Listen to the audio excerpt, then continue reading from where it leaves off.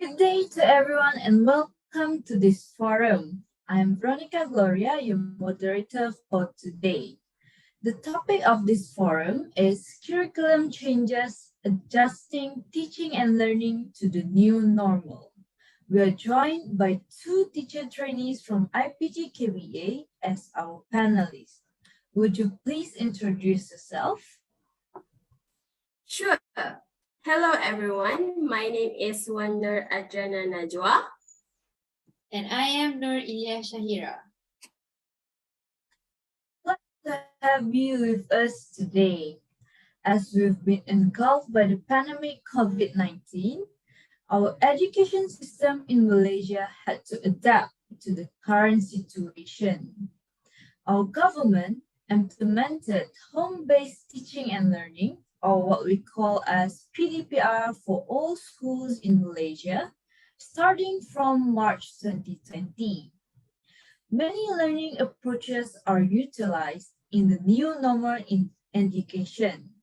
For today's forum, we will be focusing on two learning approaches that have been implemented during PDPR: remote learning and parents' engagement in children's education.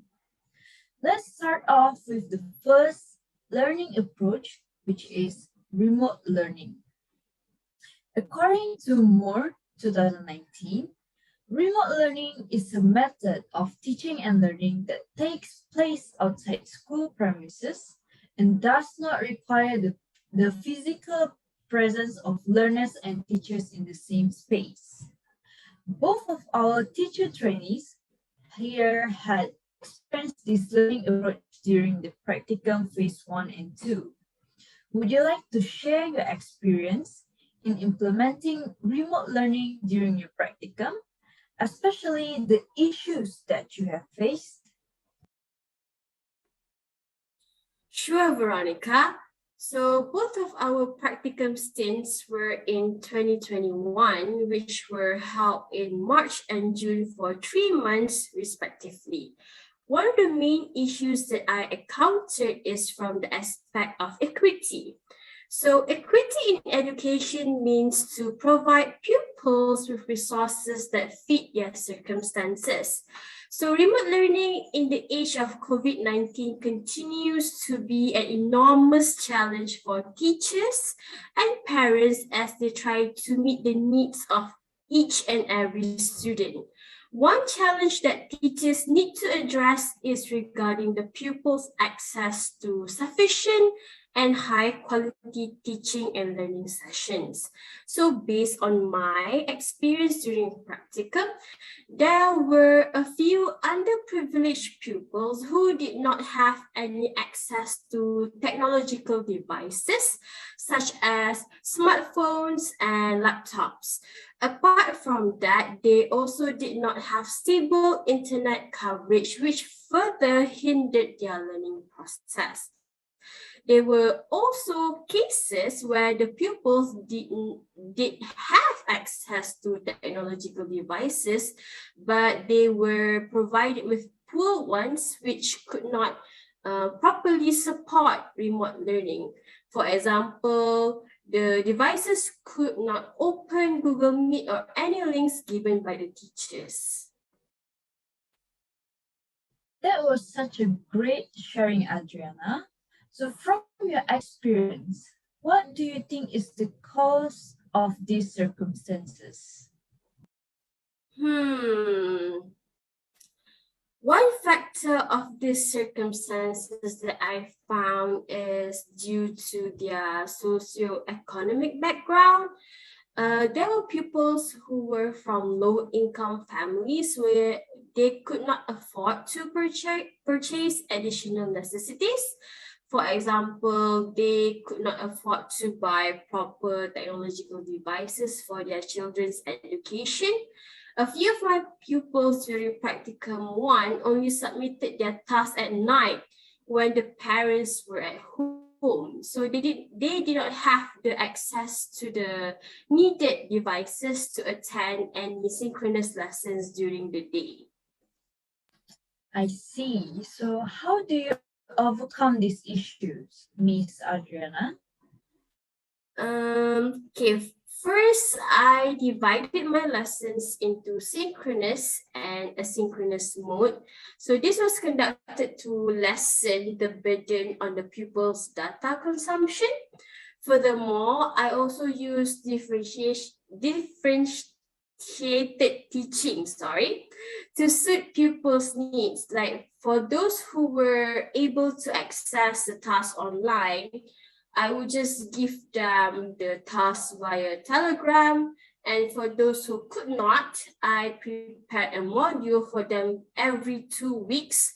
So the parents had to take the module at school. So everyone will get the equal chance to learn.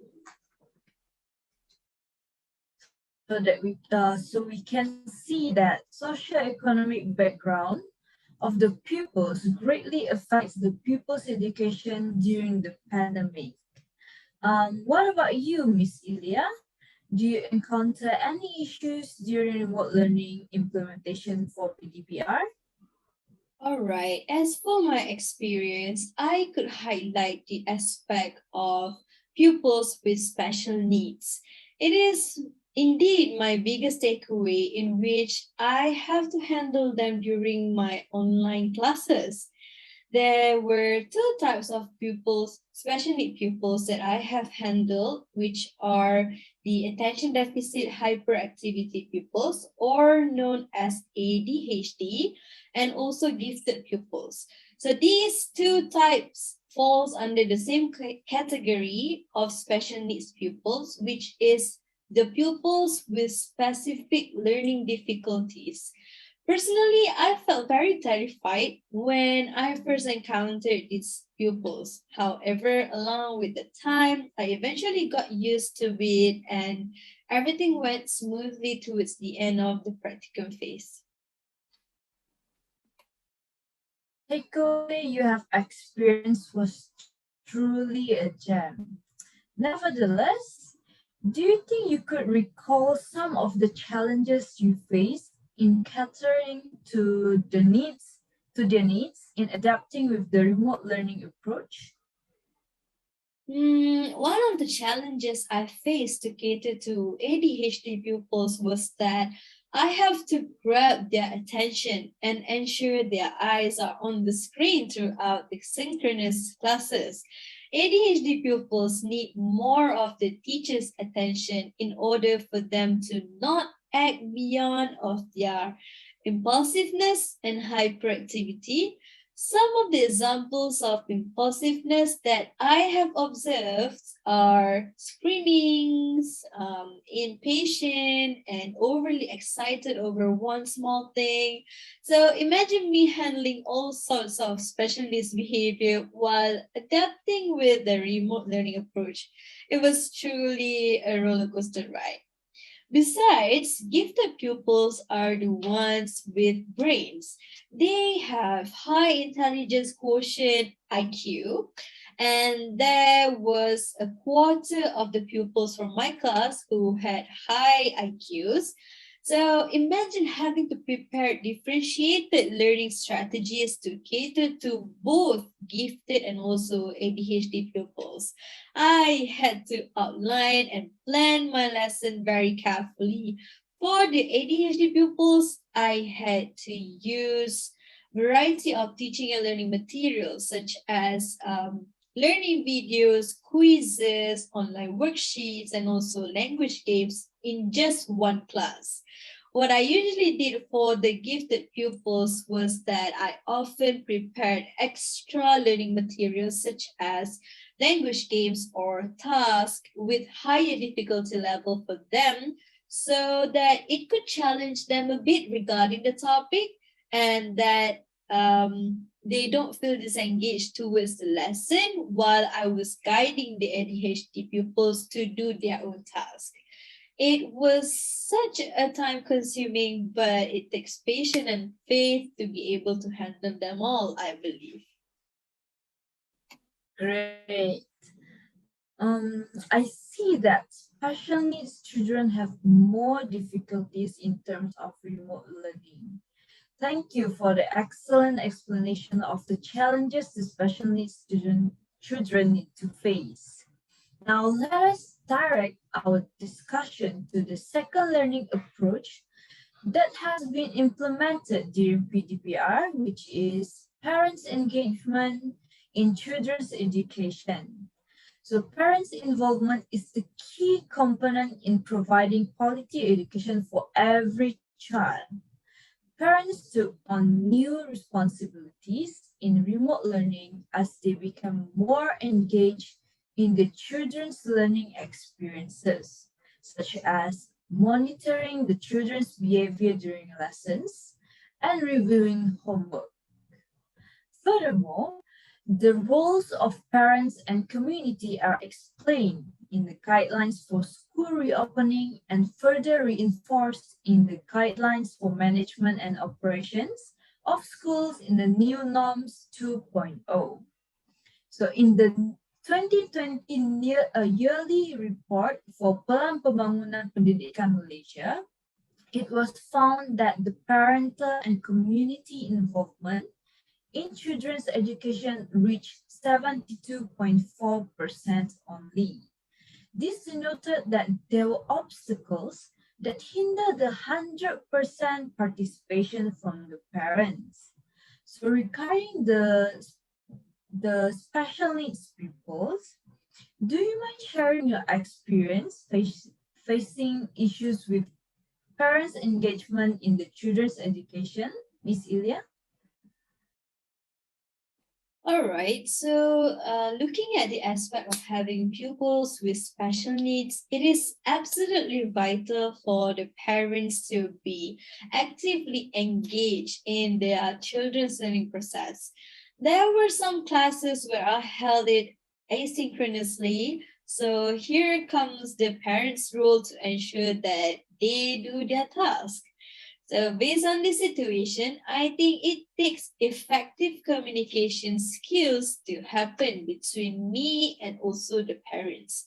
Based on an article by Fahaini, Shafi, and Ruslan, which is last year, they discussed the main pillars of a good teacher quality based on the revised plan of Malaysian Teacher Standard 2.0. And by that, we shall all agree that having effective communication skill is indeed vital to solve this issue and with special needs pupils, especially with the parents. And I think in dealing with the parents of special needs pupils, they were quite good in giving cooperation throughout the practical phase. Additionally, they were the best parents I have dealt with because they showed high enthusiasm to get to know their children's learning progress. All right, thank you for sharing, Miss Illya. It seemed that the parents gave good cooperation during PDPR. Glad to hear that. However, I heard there were a few cases where parents were uncooperative in dealing with the children's education. It was to the extent where they did not care whether the pupils participated in the online classes. Did you encounter any of this issue, Miss Illya? Obviously, as teachers, we shall try our all best to communicate through the parents regarding their children's attitude and learning progress during PDPR. However, yes, I have encountered a kind of issue in which there were pupils who did not even attend the online classes we had for weeks. On that account, I tried to contact the parents to discuss the matter via Telegram application, but some of the parents gave positive feedback in which they admitted to their lack of time to monitor their pupils to join the classes and tried their best to make sure that their children submitted the task given in the time frame allocated. On the other hand, there were cases where I could not get a hold of the parents. I tried to contact them, but there was no response given. So as a teacher trainee, I discussed this with my cooperating teacher, aka my mentor, as I thought this issue was already beyond my capability. From the discussion, I found out that PDPR is hard for some families. My cooperating teacher has opened my eyes to the fact that not all families were fortunate enough to even have decent device to stay connected to the school. This could be quite saddening to hear. However, my cooperating teacher suggested for me to leave the case to her as she would discuss it further with the counselor. And one thing I love about this school management is that they have one another. They got each other's back. I don't think a single teacher would ever feel lonely to carry the burden. So here, the counselor acts as the third party in the communication between the teachers and also the parents. And they even went to the pupils' houses whenever the parents were unreachable. Hence, I think towards the end, the parents' engagement is crucial in maintaining good quality of education for the pupils, but other stakeholders also could come in too to work hand in hand and ensure the excellence of the whole adaptation of PDPR. I see. That was unfortunate to hear. It's good that you managed to overcome the issue. Right now, let's focus on another aspect, which is literacy. So literacy refers to the ability to read and write. And literacy needs to be developed from a young age, optimally since the pupils are in preschool. So literacy issues are something common that teachers need to tackle despite the pupils' age. So in developing pupils' literacy skills, it is important for teachers to use suitable teaching strategies to achieve the best outcome. So did you face any issue in developing pupils' literacy skills during online lessons? As for me, yes, I did encounter this issue during online lessons implementation. So literacy involves reading and writing skills, right? So in my opinion, it is better to teach pupils how to read and how to write in a physical classroom compared to an online setting. So there were many restrictions that I faced in teaching literacy skills, especially writing during online lessons. Like, for example, for writing skills, it was quite hard to give instant and proper guidance to the pupils as we were separated physically and I could only see them through a screen like this.